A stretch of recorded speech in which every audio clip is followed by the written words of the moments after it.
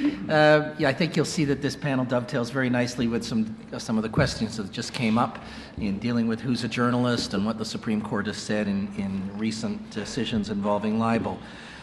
We're going to ask ourselves a number of questions here to try to address whether the law of defamation has improved to adequately protect press and media freedom now that we have the public interest responsible communication defense.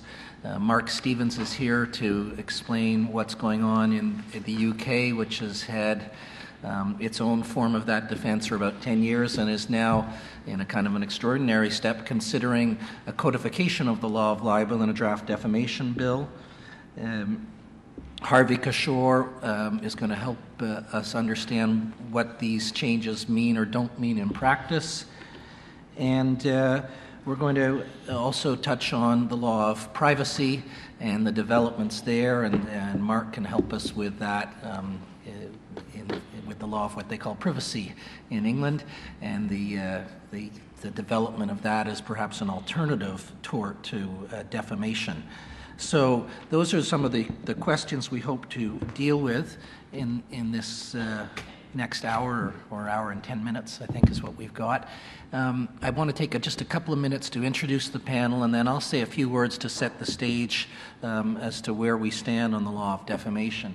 It's a real pleasure for me to introduce this panel because these three guys, unfortunately we're all men on this panel, but these three guys are all old friends of mine who I've known for many years, and so I didn't get any materials until about 2 minutes ago when the organizers gave me materials, but I wasn't concerned about that. Brian Rogers, to my far left, I've known for 29 years. He hired me as a summer student at Blake's in 1982 to supposedly to organize the media law practice there. Still working on it. I was just going to say, I'm now the old guy in the media practice at Blake's, and we're still working on it. Brian is one of Canada's leading media lawyers, well known to many in this room. He practices now for the last dozen years or so on his own, advising and representing newspapers, broadcasters, book publishers, and others on free expression issues. He's co-written a book called How to Get the Story Without Being Sued or Thrown in Jail, always good objectives to have, and has appeared on many of the leading cases in Canada dealing with defamation, confidential sources, and access to courts and so on. We're delighted to have Brian here. We couldn't ask for a better expert. To my immediate left is Mark Stevens. Mark I have known for about 10 years or so.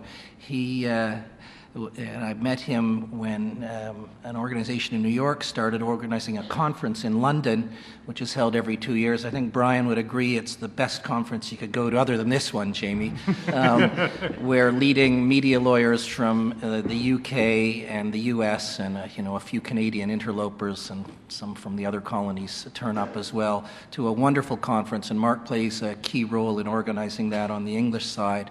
Why Mark? Because Mark is, in my view, the leading media lawyer in the United Kingdom. He's already kind of self-introduced himself by saying he's got 5 cases in the European Court of Human Rights this year alone.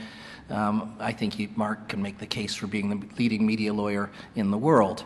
He travels the world constantly, advising media organizations. He's involved in the leading cases that we read about in England and around the world. And just has an extraordinary knowledge and experience and ability such that when there's a big case and there's an English connection, or even if there isn't an English connection, Mark Stevens is usually contacted.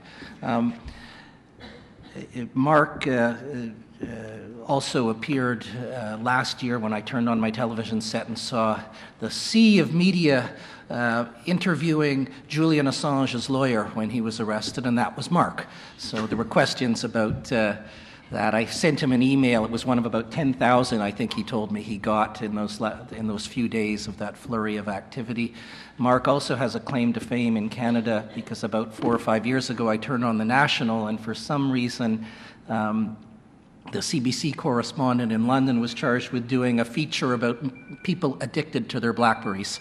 So we got to meet Mark, and they took his BlackBerry away from him for a couple of days. His kids were interviewed around the kitchen table and said their father was less short-tempered with them, or more short-tempered with them, without his BlackBerry. And it was a delight to see Mark in that role. All kidding aside, though, Mark, as I said, is a very distinguished media lawyer. He's also very distinguished in England. He's chairs a number of human rights and other institutions, including the University of East London, and is very active in a number of international NGOs as well, and was recently, and not surprisingly, made by Her Majesty the Queen a Commander of the British Empire. So Mark, we're thrilled to have you. Jamie, it's a great coup to get Mark here. Finally, it's always slightly embarrassing to be a commander of the British Empire when you come to the colonies. Yes, well, as you know from you would know about Conrad Black and his experience when he was given a title. Yeah. So just I hope I don't get stripped quite as quickly. He had to give up his Canadian citizenship to do that, which turned out to be the biggest mistake of his life. Maybe that's just an opinion. Finally is Harvey Kishore. Harvey, to my right, is a leading and senior producer with the Fifth Estate and CBC, has been for 20 years. He is one of Canada's leading investigative journalists, has won a host of awards in that role. He spent many years of his life being the journalist who knew more than anybody about the Airbus inquiry, and ultimately wrote a book about it called The Truth Shows Up. He also co-authored a biography of Karl-Heinz Schreiber, and it's in the course of that work I met Harvey, who turned up one day when I was in a secret courtroom dealing with search warrants on that case. And Harvey, I can't even remember how he found out about it. I think he was just cruising the courthouse looking for things, and he walked in, and everybody wanted to kick him out. And I stood up and valiantly tried to open up the court and have him be permitted to stay. You lost. I failed. But he got in later. So I've known Harvey for many years, and there's nobody better than Harvey to talk about the impact of libel law on the frontline journalists. So with that, I just want to set the stage for a couple of minutes. Jamie asked me to do that, and so I'll try to just give you a defamation history in about 5 minutes, if I can, to set the stage for where we are today, because these are exciting times for media lawyers. This has been an interesting time in the development of libel law. I think perhaps the most interesting time for the development of libel law since libel law was developed hundreds of years ago as an alternative to dueling. There's a less bloody way to resolve conflicts and insults over reputation. And of course, the traditional law of libel was that if you made a misstatement of fact about somebody that harmed their stature in the community, then that's defamation. Of course, if it was true, it was a complete defense. Other defenses developed as well. If it was a statement of opinion based on facts, then the defense of fair comment applied. Privileges have developed over the years. You can say whatever you want about somebody in the House of Commons or in a courtroom without being sued. Qualified privilege developed such that if you make complaints about somebody, as long as you're not doing it maliciously, if you write a letter of reference and you get it wrong and saying somebody was bad and you aren't acting maliciously, you would have a defense of qualified privilege. But in Canada, at least, that defense of qualified privilege, even though it was a matter of public interest, did not apply to newspapers until quite recently. So newspapers would not have a public interest defense if they made a misstatement of fact. And that was the law essentially the same in England. It might have been a little broader. And the important point for our purposes is that historically, of course, the onus is on the defendant. If you say something bad about somebody, the defendant has to justify it, has to raise one of these defenses. The Americans went a different route in the early 1960s in the famous case of New York Times and Sullivan. great facts for a case. They were suing all sorts of people. They were suing the New York Times over an ad placed by people like Eleanor Roosevelt about the civil rights movement. And Sullivan was a police chief in Alabama who decided to sue and got a local jury to award a huge sum of money, and there were lots more cases to come, and it was going to bankrupt the New York Times.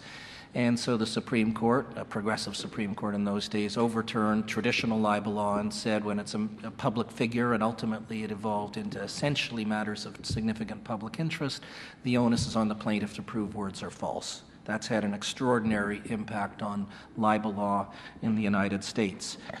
So when we got a Charter of Rights in Canada in the 80s, there was a clamor for change. There was a clamor to go the American route.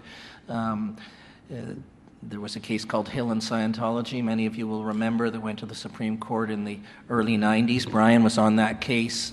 Many others intervened to try to persuade the Supreme Court to go the American route. They absolutely rejected it, said they weren't going to go down that road. The importance of reputation was just too great to go that way. And it was a setback in Canada, and we didn't really see any evolution, significant evolution in libel law until the last few years, first in a case called WIC Radio that undid some harm the Supreme Court had done in the 1970s to the defense of fair comment, and then ultimately in the Grant case, which essentially followed developments that had emerged in England in 1999 with a case called Reynolds, which out of which emerged this public interest responsible journalism, or in Canada, public interest responsible communication defense, which is a defense when the media gets it wrong, but it's a matter of public interest, and they have acted responsibly in trying to get it right and in reporting it accurately, even if they're not sure whether they're getting it right or not. But the burden remains on the defendant. We did not go, and the English have not switched the burden. And we can talk about that. We can talk about the difference between whether there's a significant difference in the fact that the Canadian Supreme Court calls it public interest responsible communication rather than public interest responsible journalism. And there's already been a question about what the Supreme Court said about bloggers in that case.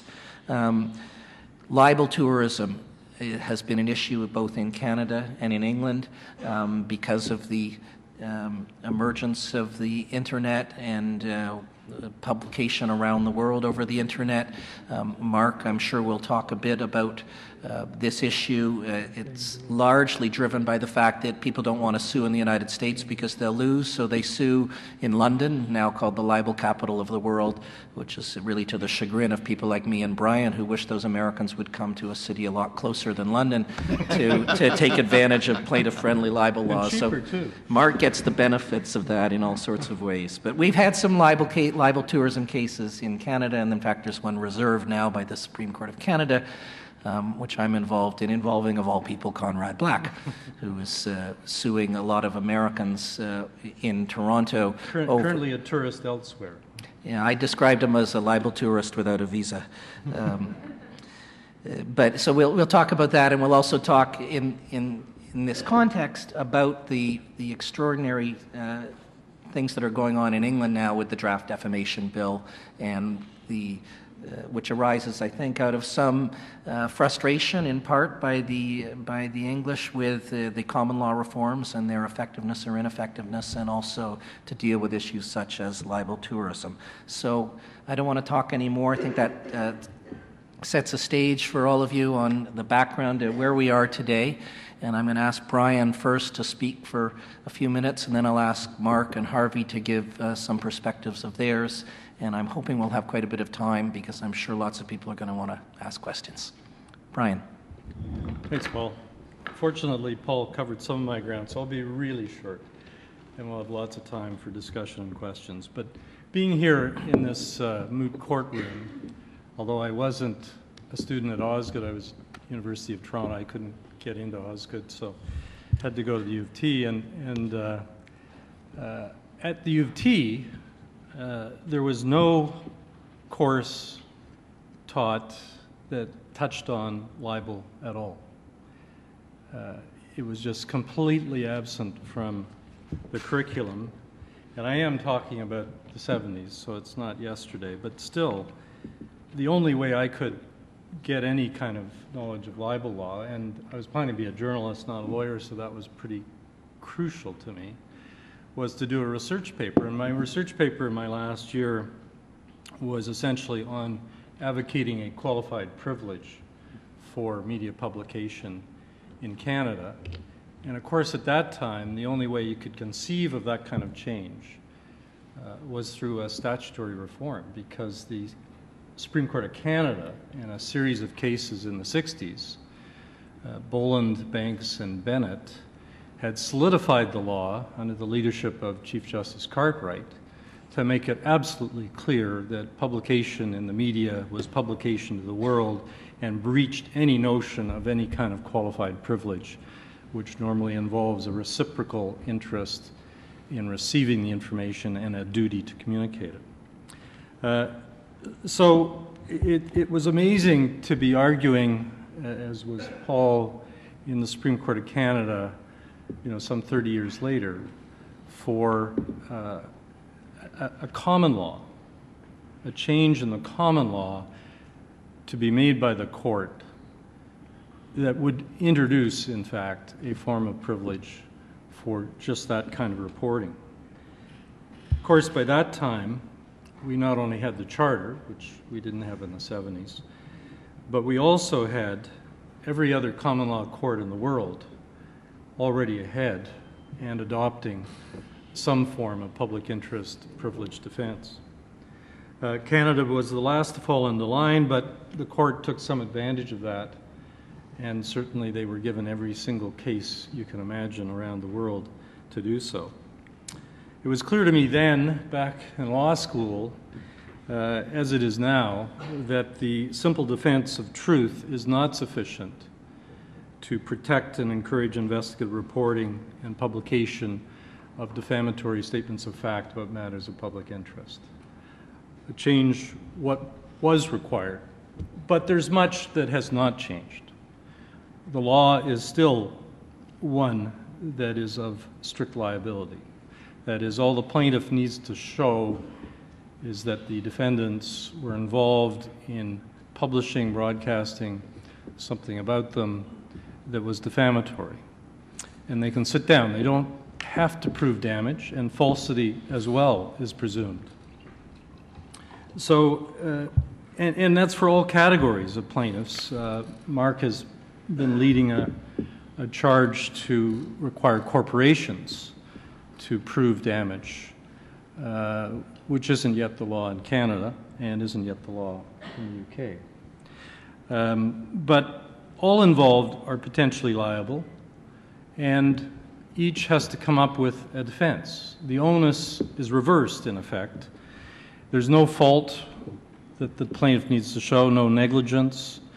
Defamatory words are treated like noxious chemicals or like wild, dangerous animals that people have on their land. The first case that dealt with libel post-charter was Hill and Scientology. I was a junior, I would call myself a junior, to my co-counsel, a fellow named Peter Hogg, who's fairly well known at this institution. And Peter got the Peter Hogg rule of intervention counsel, a 30-minute chance to set the court straight. It didn't seem to help. Unfortunately, it was very dispiriting. I know Peter felt even more than just dispirited to read the Supreme Court of Canada's creation of the whole cloth of a protection for reputation under the Charter that equaled the protection for free expression in Section 2B. I invite you to peruse the Charter with great care, to compare it to the European Convention on Human Rights, the Quebec Charter on Rights and Freedoms, and other similar kinds of documents around the world where specific mention is given to protection for reputation and privacy. That's not in the Canadian Charter, but for our court in Hill and Scientology, it wasn't necessary to be explicit, It was implicit and it was equal to the explicit right of free expression. That decision, which has been repeated, will continue to haunt us. But of course, that was a case where the facts really couldn't have been much worse. And I still remember in court seeing the look on Justices Corey and Iacobucci and others as they clearly empathized with the plaintiff, for good reason. Casey Hill is a wonderful guy and a deserving plaintiff, and by that time he was not merely the senior Crown Attorney, but he was actually a judge of the Superior Court. So their ability to identify with him was evident, and pretty hard to identify in a similarly sympathetic way with the Church of Scientology and those facts. However, there was a glimmer of hope there, and subsequently Chief Justice McLaughlin, although she wasn't then Chief Justice, gave a speech at the Cambridge lectures that pointed out that this decision, however gloomy, didn't in fact close the door to a potential new defense. And of course, she helped lead the way in Grant, writing that decision. There's no surprise, given the broad approach to the Charter and particularly to free expression, that the courts were able to focus on developing defenses that protected reporting on matters of public interest. Public interest reporting has been the main area protected, both in terms of statute and common law, by the law, because it is clearly something that a democratic society depends on.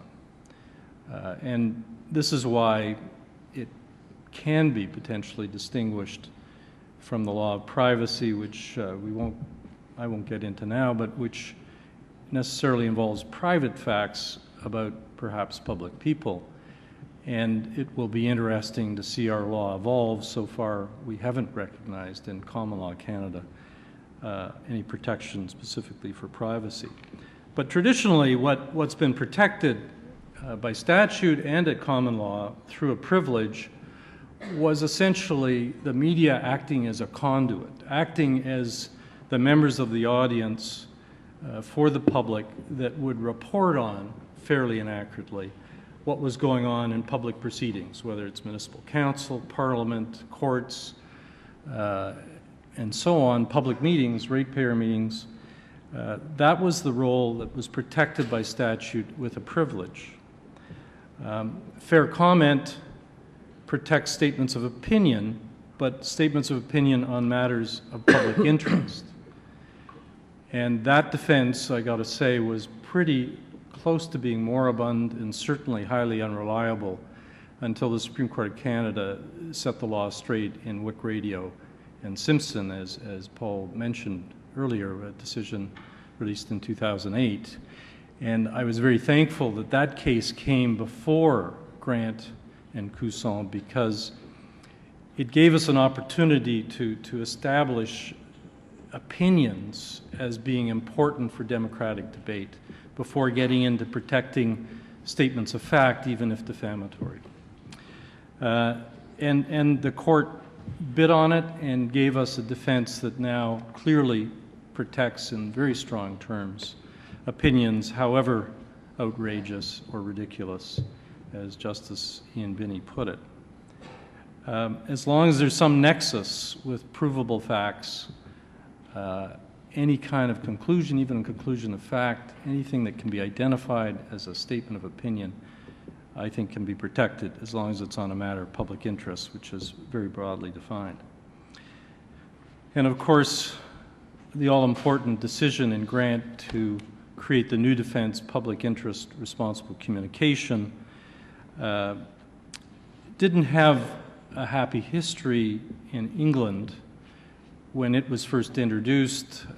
In fact, it hasn't been highly successful at trial. It's a difficult defense, particularly in England, particularly at the hands of certain of the libel judges, to be applied. But even there, it has clearly had an impact on newsrooms and on potential plaintiffs, and we can see that happening as well here now already. I'll let Harvey address the impact on newsrooms. I certainly see some impact on potential plaintiffs. They used to rely on the Stonewall technique before publication or broadcast, and that has been taken away from them in substance by that defense. The defense, on the one hand, puts an onus on the journalists who want to rely on it to go through the steps to verify and responsibly report on defamatory facts. And that includes, in the appropriate case, going to the target, going to the person affected and getting their position, their side of the story, and including it in it. Now, plaintiffs realize that if they stonewall and don't respond, that can be a factor against them. And what the defense really does, I think, is offer for the first time a real reward for journalists who are fairly and responsibly meeting their obligations as journalists and reporting on matters of serious journalism, on matters of public interest. And it also, I just want to make two mentions that I think the defense recognizes, although not as perhaps explicitly as I would like, and that is that it recognizes that news is a continuing process. You don't have a set of stone tablets with the truth plunked down from on high, and that's the end of the matter. It's a continuous process because what is the news now, in fact, even more, with webcasting, now and the next minute and the next hour, that story evolves and develops, and you add to it, and it gives you a chance to accept that maybe you put something out because it's important to put it out. You've done the best you can, and you want to get the response, and you want to develop the story, and you do. It works. And I think that's a much more realistic sense of the way newsmaking, news gathering occurs these days. And it also recognizes, and I actually made this point in the Supreme Court of Canada, I can't say that I saw it in the Chief Justice's ruling, is that it's akin to the adversarial process. Truth isn't something, as I said, in stone tablets. Truth is something that's arrived at through a process over time. And sometimes, as I did say to the Chief Justice, false statements can be very important to publish because they cause the truth to come out. And that process, whether you consider it adversarial or not, is the one relied on in the justice system to get at the right answers. So there's much left to be done in Canada, and I say quite frankly that we're looking to Mark and developments in the UK on libel reform to help advance the law and continue its developing reform. And I look forward to great advances being made on our behalf. Thank you, Brian. Mark, tell us about what's happening across the pond. In 1836, Lord Abinger in Fraser against Berkeley said, and I think quite acutely, a man is not stung any the less by a libel just because it happens to be true. And of course we know that truth is a defence. So Lord Abinger, I think, was making a very interesting and appropriate comment. We've had a number of cases in London which I'll perhaps go through a couple.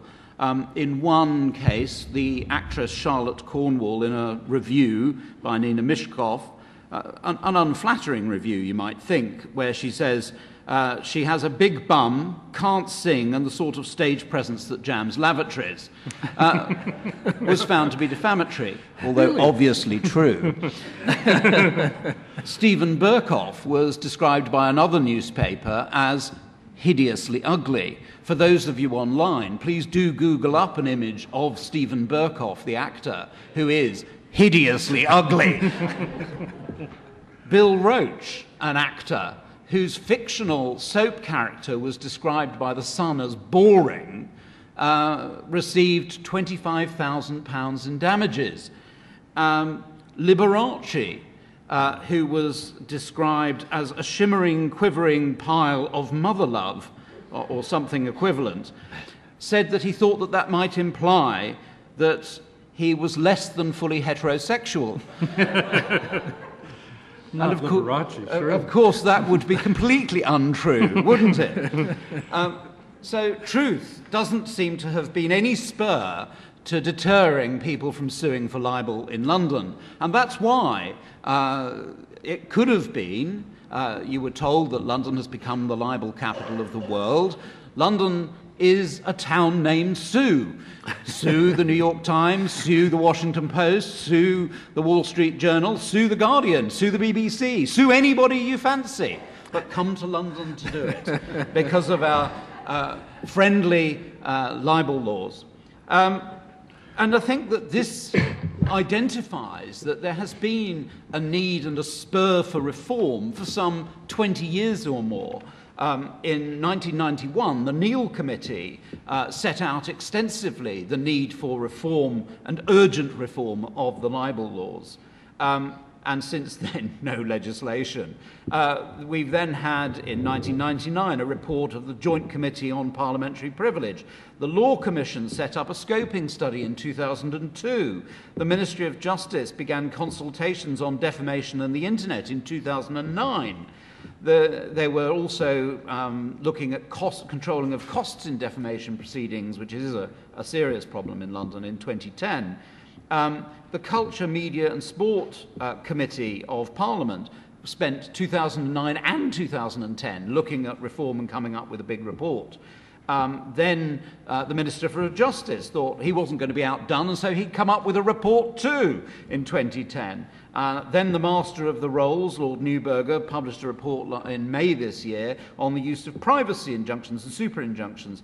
And now the Lords and the Commons have got together for a committee on super injunctions and anonymised privacy injunctions.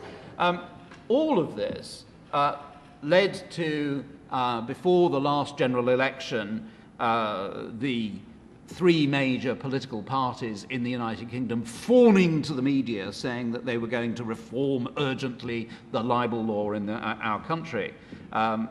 They allowed Lord Leicester, an eminent QC, to bring in and introduce a libel bill. It wasn't a particularly good one, but at least it was some form of reform. That then got skewered on parliamentary process after its second reading.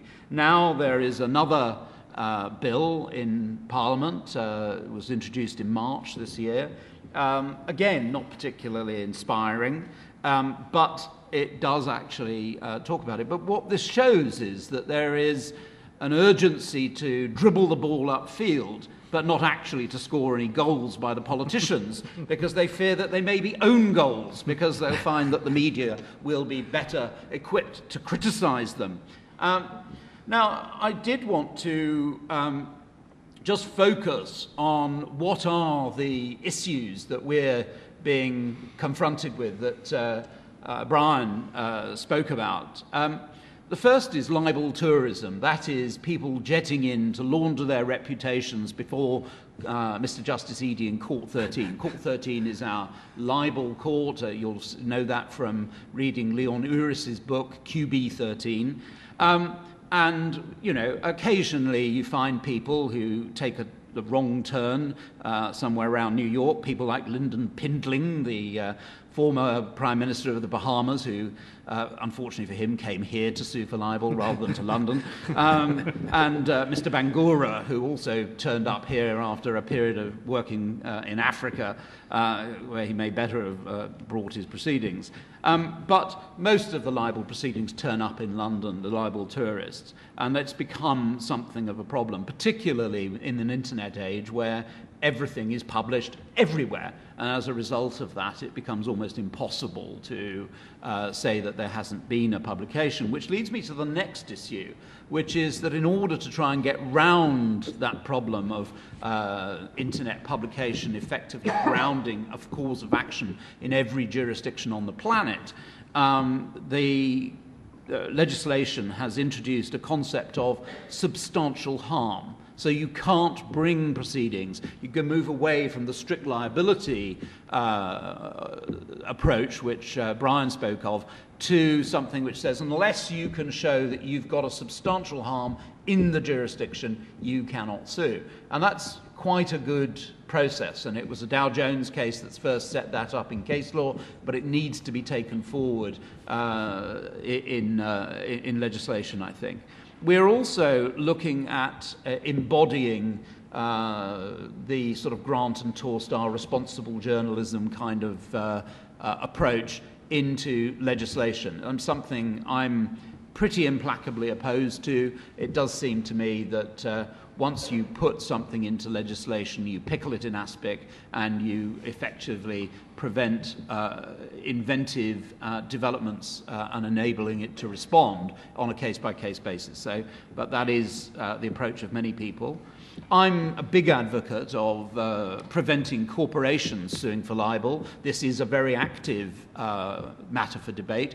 It's a legislation which has been passed in Australia. They've had it for something like 3 years now, had absolutely no problem with it. And part of it is really saying, if you've got less than 10 employees, then you can sue, because effectively the company and the individual owner are synonymous at that size. But anything larger, actually, you've got to pin it on a particular officer of the company, and that person has to sue in their personal capacity.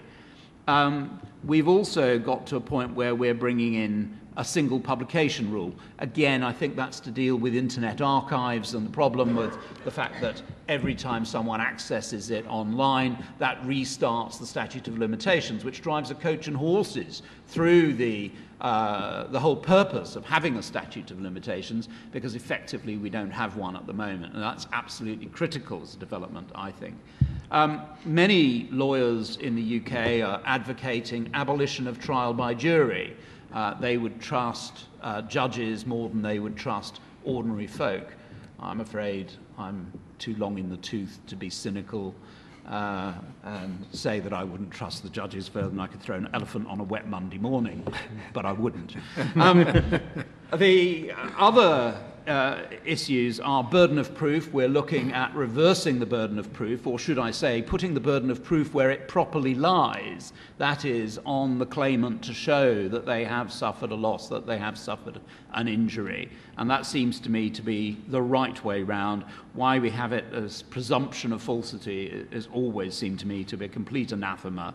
If you're run down by a truck in a tort action, why on earth would you think that you should, the defendant should show why they're not guilty? The other issue for us is costs. Many people painfully have discovered, particularly those involved in libel tourism actions, that many lawyers in London, claimant lawyers, are so sure of winning. I mean, you've got to be a bit of a moron in a hurry to lose a libel case in London if you're a claimant. There's a win rate of about 95% for claimants in the UK. And what they do is they do it on a no-win, no-fee basis, which gives them an opportunity to uplift their normal hourly rates. And we're seeing rates of between £800 and £900 per hour for claimant lawyers. And that seems to me to have something of a chilling effect on free speech. And I'm happy to discuss other things, but I think that's probably a good place to leave it. Well, that's great. Thank you very much, Mark. So let me pick up the metaphor and dribble the ball down the table to Harvey. I want to talk a bit about how responsible communication is impacting journalism in the newsrooms of the country. But before I do, I want to add more to Paul's story about how I first met him. He's right, I was on the Airbus story and heard through a confidential source I won't reveal, about this secret proceeding happening in a courthouse on University Avenue. So I went down there one morning and looked on the dockets for where it was listed, and it wasn't listed anywhere. So I went back to the confidential source and said, I think you're wrong, it's not today. And he says, oh no, it's today, it's not listed.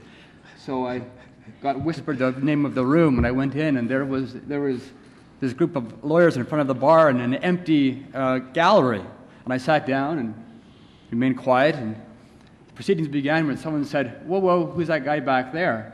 And everyone turned and said to the judge, I don't know. And the judge finally said, who are you? And so I said who I was, and Paul got up and was representing a company in this action, but gave the most eloquent and articulate defense of why I should be there that I've heard since. And he said, I'm not representing the CBC, but if I were, here's what I would have said. Unfortunately, he lost, but not through his articulate defense of why we should be there.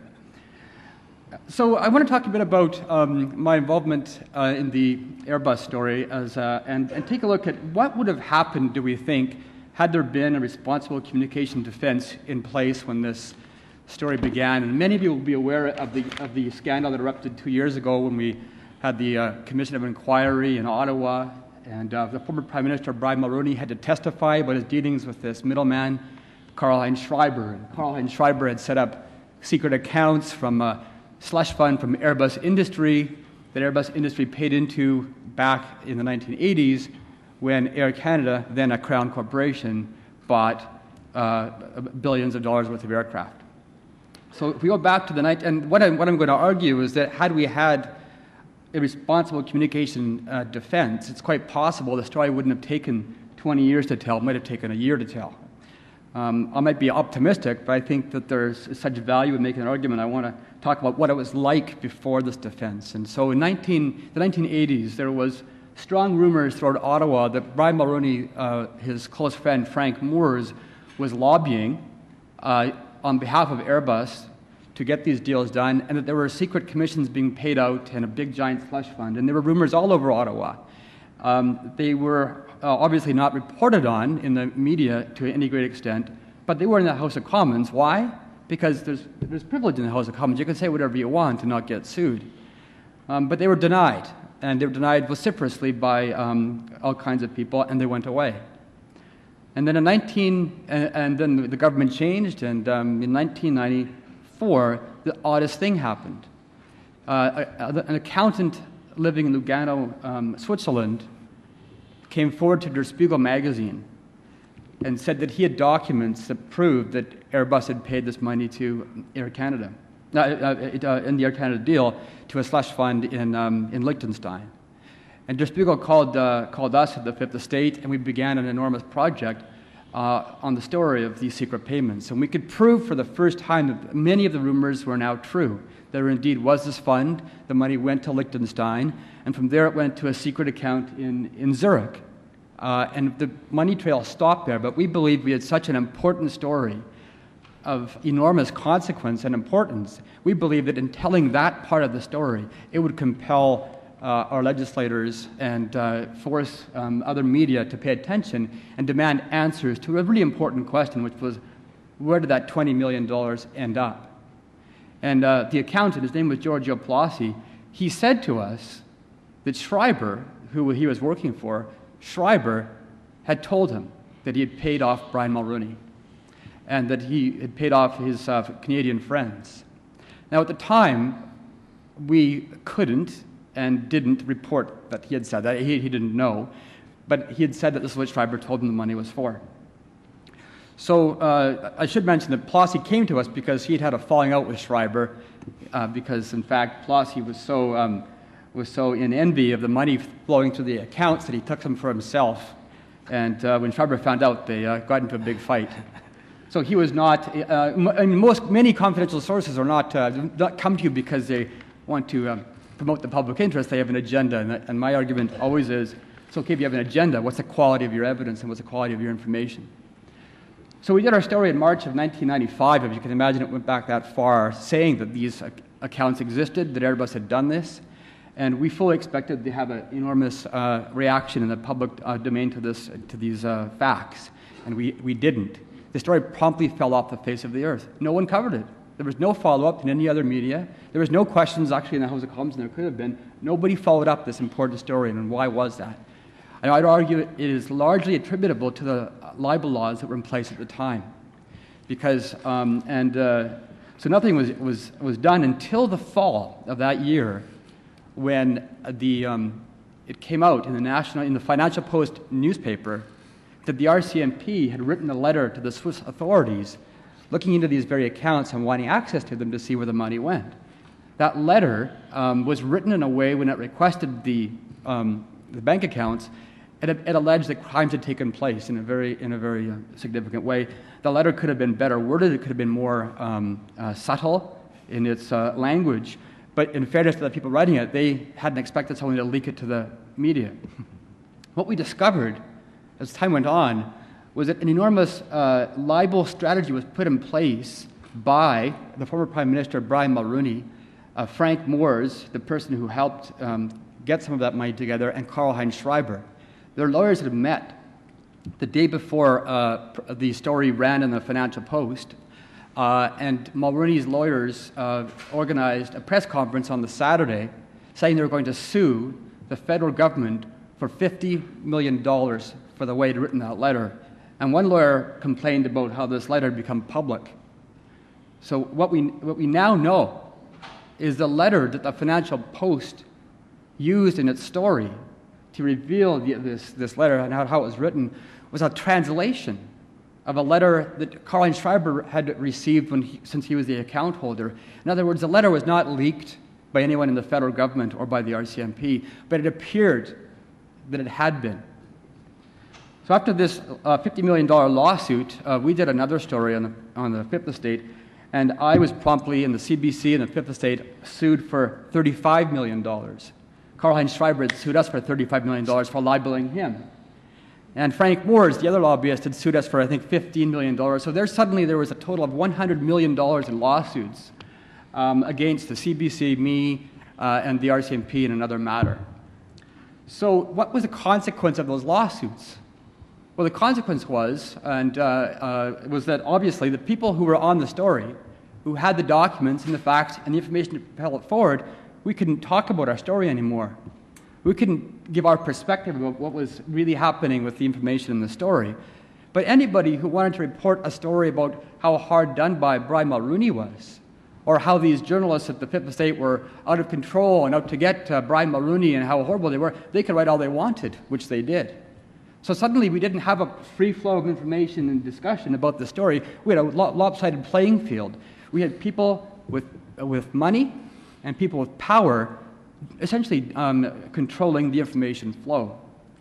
So what it meant was, for 4 years, we never did another Airbus story on the CBC for 4 years. And yet in that 4-year period, there were dozens and dozens of stories written by the National Post and done by CTV, all criticizing the Fifth Estate for being out of control, all criticizing the RCMP for being on a vendetta, and the Liberals for out to get the former Prime Minister. And so there was an unlevel playing field. But the good news about the lawsuits, as awful as they were and as detrimental as they were to our reputations at the time, was that two things happened. In a lawsuit, you have to actually go back and look at your documents all over again and reread them and make sure that you know what was in them. And as I reread them and studied them, I got more curious and more interested in the story itself. And not only that, we came to believe that our reputations were at stake. And so the only way to undo the damage to our reputations was to keep at the story again. So here we were keeping at the story but not reporting it. Until 1999, there was a major shift in that story when we had a confidential source provide us the bank documents from Switzerland. The very bank documents the RCMP had wanted to get in the first place, and by the way, in which Schreiber had fought successfully to that point to block from RCMP access. He argued they didn't have a right to see them.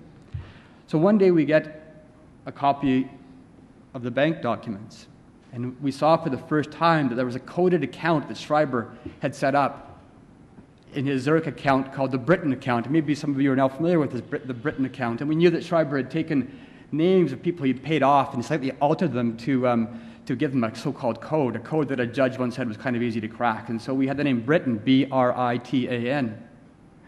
And we asked ourselves the natural question, could B-R-I-T-A-N be a code name for Brian, as in Brian Mulroney? and it was a fund set up by Canadian funds. And so now we had a decision to make, which is what do we do with that information? The libel laws in Canada didn't allow us to make a conclusion, or even to come close to making a conclusion about maybe this could be from Brian Mulroney. So what did we do? Well, I realize now what we did was actually do everything that the Responsible Journalism Defense asked us to do. We did it 10 years before it was created, but we said, okay, let's talk to everyone we can and see what we decide to do with this information. And we called Mulroney and got a call back from his PR person, and who clearly was very annoyed and upset that we had obtained information from a banking document, and told us off the record, which we later broke for reasons that I can explain, that they believed Karl-Heinz Schreiber was the biggest effing liar the world had ever seen, and set up a fake account to make it look like he'd paid off Mulroney in order to fool the German tax authorities. So in the fall of 1999, the CBC, to its credit, reported on the Britain account.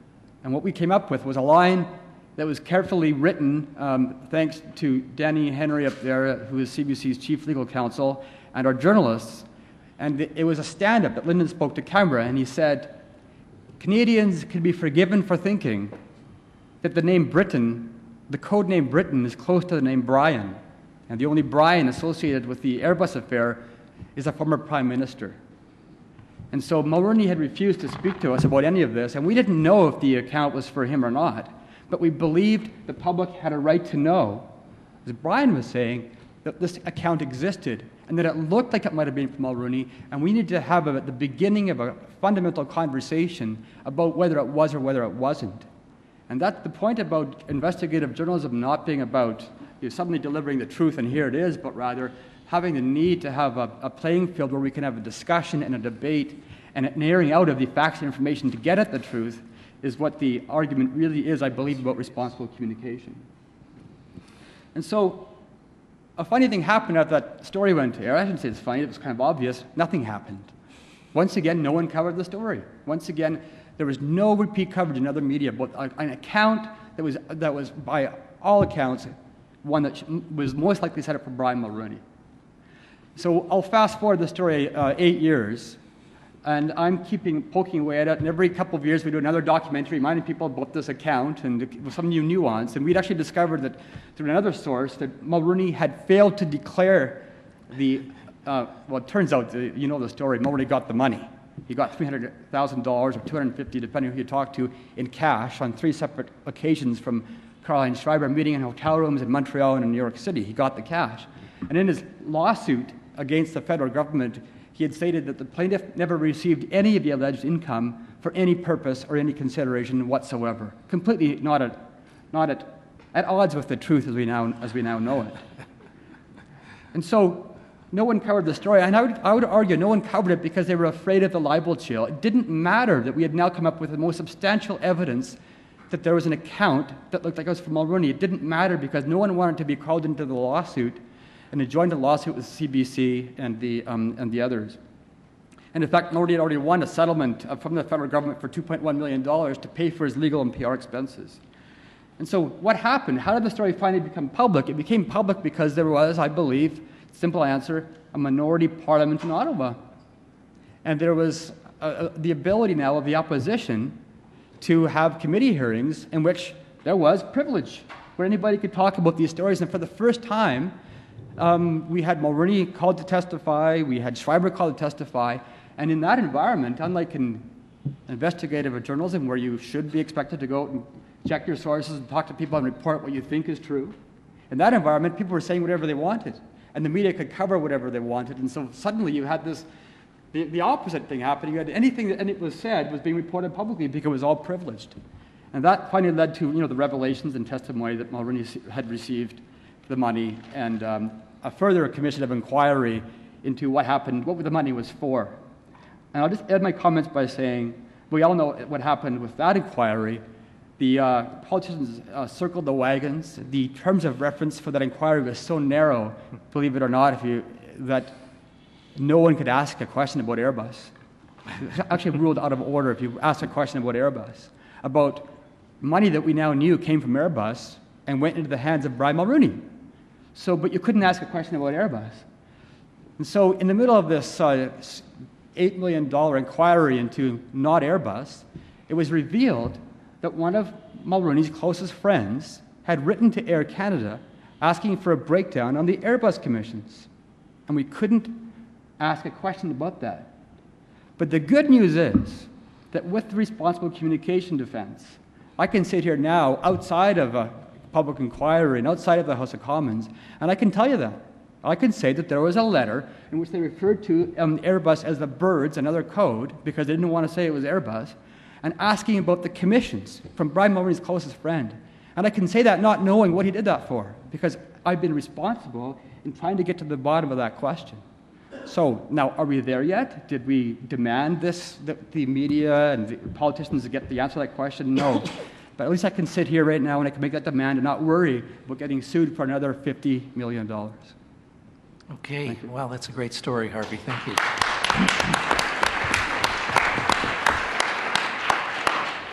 So we have a few minutes for questions. We'd love to hear your questions. Ivor, you're up right away. If I may, of Danny Henry, may I? Oh, yes, I suppose. You'll have to go to the mic to answer it, though. Harvey Kashor says that if the responsible journalism defense had been in place, the CBC would have been able to avoid the 4-year dead air period. True? Well, we would have, if that defense had been in place, this whole subject would have been debated in full when we first had the information, when we did our first story, in my view, and at a much more relevant time politically, when Mulroney was much more of a force politically, and who knows what political impact that would have had on the running of our country.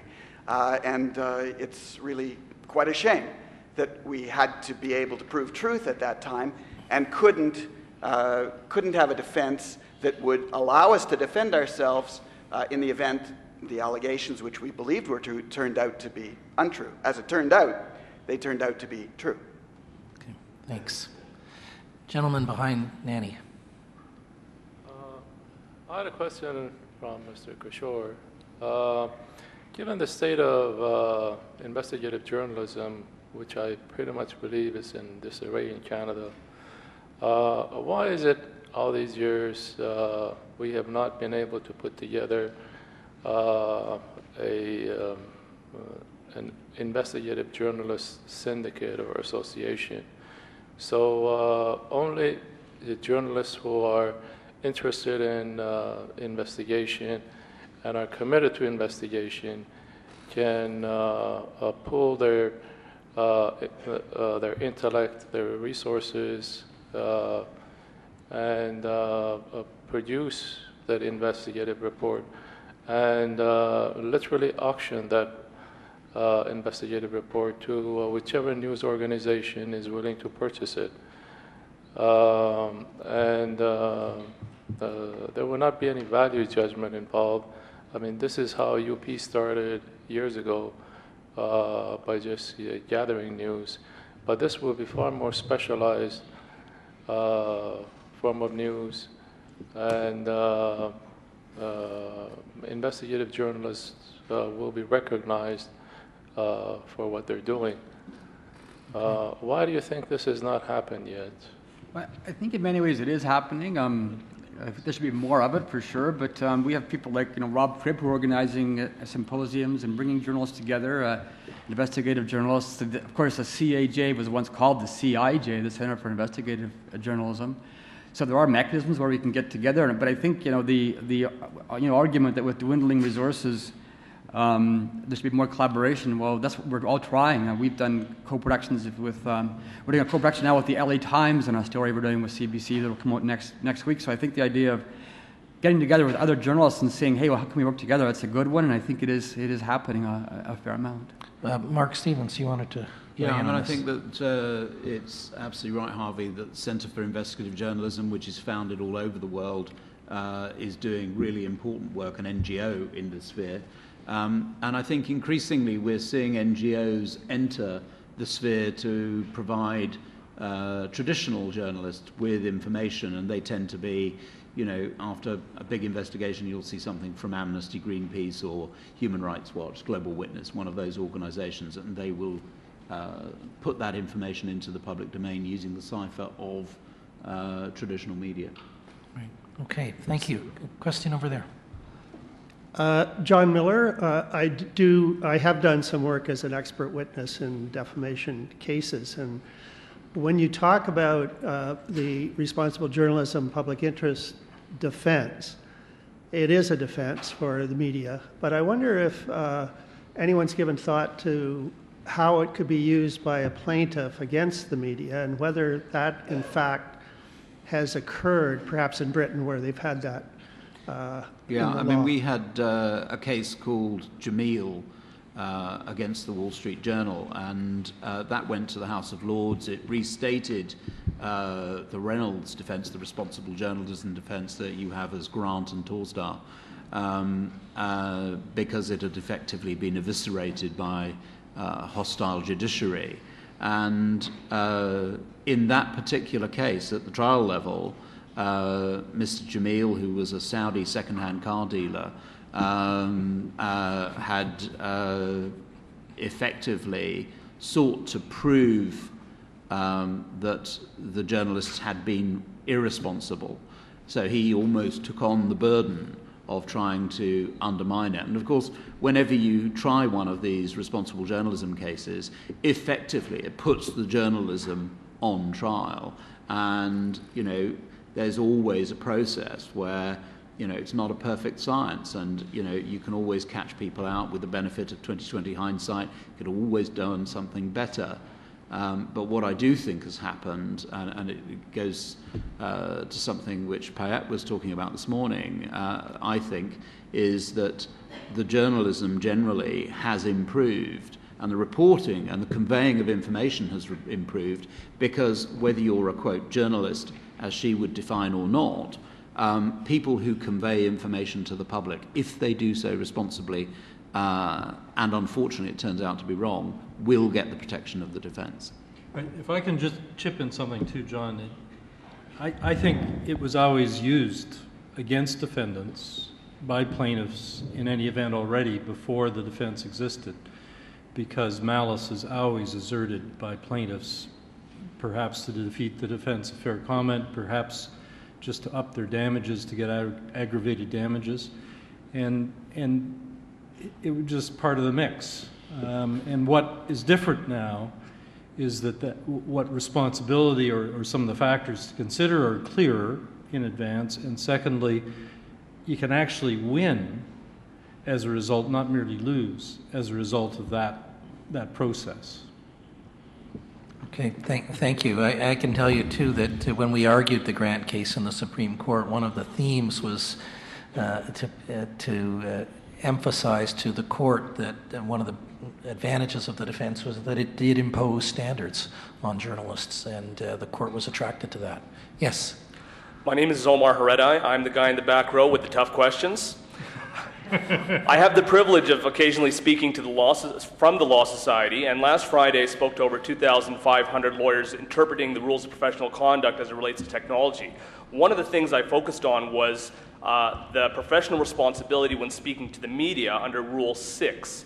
And I spoke about the positioning of pleadings online. In Canada, the Ontario Court of Appeal recently affirmed this pleadings enjoy absolute privilege. But what we're seeing now, especially in the US, is that there are comments that would otherwise be considered defamatory that are included in pleadings and being put online for the purposes of making a public relations statement in an adverse context, obviously.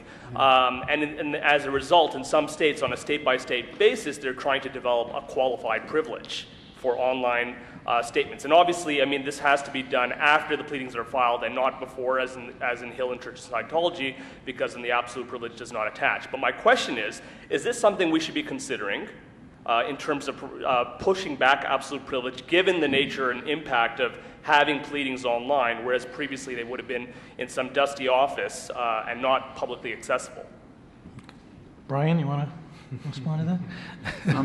I'm quite happy to come in on this, because we've had a situation where we've had stuff available. We don't have it online in the sense that you're talking about, although, interestingly, Bloomberg have just recently brought in a new product called B-Law into the United Kingdom. It's been available in the US, and I think is also available in Canada, where they will actually, if you subscribe to it, and most large law firms do, they will, you just nominate a case, and they will send you every docket as and when it's filed. So you get all the pleadings up to date. And I think that the insightful point about your question is the fact that there are temptations amongst those of us that do pleading to put in material which might be for the public gallery. But that is part and parcel of 21st century litigation. You know, there are some shy and retiring lawyers who will come out on the court steps and make the odd comment to the media. It's actually not that much different, and if it's within the rules of pleading, my view is it's fair game. I am actually seeing an upswing in terms of complaints about it. I was dealing with one on the phone this morning where people are using the fair report privilege to report things that some fairly robust allegations which have been put into pleadings, but they are there, and you know, my view is that we put them to the target to see whether they accept them or not, and they get a fair chance to respond. So, you know, it's all about speech meeting speech, whether it's in terms of pleadings or otherwise. It's all good news. Mark, sorry, go ahead, Harvey. On that point, I've always been struck, especially in investigative journalism, where if you have something where there's litigation in your story, there's much more to report because you've got sides talking under a privilege. But it doesn't change the fairness issue or the responsible issue. Have you done your job as journalists to get at the proper story? But suddenly, if it's before the courts, you can report whatever you want. I mean, and you know, you can charge somebody with murder; they can get off. There's no defamation suit after that, unless it's deliberate. But on your point, the reverse can happen. I really think that when Karl-Heinz Schreiber finally sued in a civil court Brian Mulrooney to get his $300,000 back, that story became reportable, and that's what the media did. They reported that story when they wouldn't report it before, even though they knew that the allegation had been made before. We don't have time on this panel to get Mark to elaborate on all the issues arising under the law of privacy in London, but maybe he'll get a chance to talk about that as the day goes on, because it's related, I think, to this whole question of access to court documents, access to information, and conduct of the press. But we have time for one more question. I'll try to be brief. My name is Amir. I'm a journalist from another country.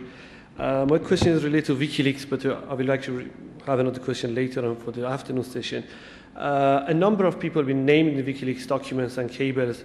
2 or 3 of them I know personally, including myself, being named, and they are in jail. One is sentenced to death for espionage for the United States in another country, and 2 or 3 other people actually have the same situation. One, a very dear friend of mine and a senior journalist in Iran, editor-in-chief of one of the major newspapers.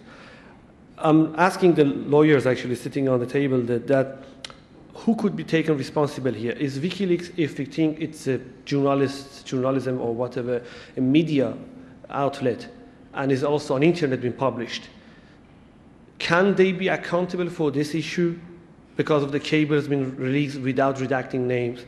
Or is the US government is responsible for putting those names in those cables? Because now it's a blurred and gray area of who's responsible. More interestingly, some of the cables are wrong. And that could be seen as a defamation. Like, for example, in my case, I've been talking about the military officer, which I don't know the guy at all, and is in that cable. So it's quite strange situation. What we could do, can we sue any of these people? Although we are thinking of suing US government for sure, for recklessness of controlling his information, suing Bradley Manning, which is already in jail, suing Julian Assange, God knows. If WikiLeaks is an organization of media, who is liable? And I have a second question, which because for matter of time, I will leave it for later. It's related to Global Mail recent story on one of the Iranian bankers here. But I wish to hear your voice. Thank you for that. Mark, do you want to comment on that? You're closest to these issues. Not geographically. As I understand the question, it's about responsible journalism meeting WikiLeaks and putting out some of the unredacted material. And perhaps the first thing to say is that when the material went out, it was carefully and closely redacted in concert between WikiLeaks, New York Times, Guardian, El País, Le Monde, and Der Spiegel. And there was a basic principle, and I would recommend that you go to the Defence Advisory website in the United Kingdom, what we call DA notices, Defence Advisory notices, sometimes known as D notices. And what they do is set out an agreement between the media in the United Kingdom and the Ministry of Defence. The Ministry of Defence and the spies recognise that classified material will come into the possession of the media from time to time. They also recognise, in terms of the media, that going with the right to publish go with responsibilities, most notably perhaps responsibility to maintain life. And they have come with 5 standing defence advisory notices as to what should and cannot, or can and cannot be published safely. And basically that was taken as the template for information which should have been put into the public domain. As far as I am aware, there was no information which was published which was said could cause lasting harm, save one story. The one story related to the Yemeni government outsourcing the bombing of its own people to the US Air Force. Now, the Pentagon said that this would cause enormous difficulty if published, and that led to an enormous amount of anxious consideration as to whether, in the teeth of that objection, it should be published. The conclusion that was reached unanimously between the traditional media and WikiLeaks was that it should be published, and the reason was this, that this was yet another American adventure into the Middle East. It was not known or reported on the Hill. It was not known or reported or sanctioned by the United Nations, and therefore it was a matter of enormous public moment which the public at large in the United States, but also in the wider world, should be aware of. It was published, and the feared and apprehended concerns did not come to fruition. There was one other issue, which in fairness I should make you aware of, which was in the redactions process there was an error made, or arguably an error. And that was that an Egyptian man was identified in one of the cables as being gay.